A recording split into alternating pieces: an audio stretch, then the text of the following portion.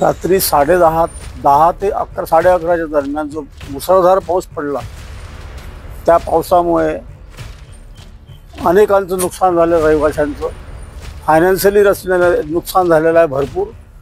त्याचं कारण असं आहे की गत 6 महिन्यापासून जानेवारी 2025 पासून येथील रोडचं काम सिमेंट रोडचं काम चालू केलेलं होतं. साईडला एका बाजूला नाली खोदलेली होती, पण ती नालीला पुढे पाणी पास होण्याकरता कुठेही जागा ठेवलेली नव्हती त्यांनी, आणि केली नाही आजपर्यंत. माननीय CEO साहेबांनी 10 दिवसापूर्वी त्यांना वॉर्निंग दिली होती कॉन्ट्रॅक्टरला की ते काम पहिले कर म्हणून, पाऊस येईल म्हणून, पण ते त्यांनी ऐकलं नाही बिलकुल. कोणाचंच ऐकत नाही. तो माझी वार्ड मेंबरचं ऐकत नाही, CEOचं ऐकत नाही. काय प्रकार आहे? प्रत्येक ठेकेदार आहेत तो, नाव नाही माहिती मला.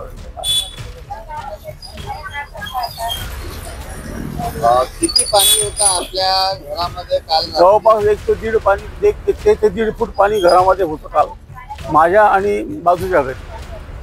काय काय नुकसान झालं? काही धान्य ओलं झालेलं आहे, कपबोर्ड म्हणजे फर्निचर गेलेलं आहे, त्यानंतर हे कॉट गेलेलं आहे पाण्यामध्ये. सगळं लाकडी असल्यामुळे आता पायाचं सगळं नुकसान झालेलं आहे. मी विलास अनुष्ठाने, प्लॉट नंबर 46, बांगडे लेआउट, साईबाबा नगर, नागपूर.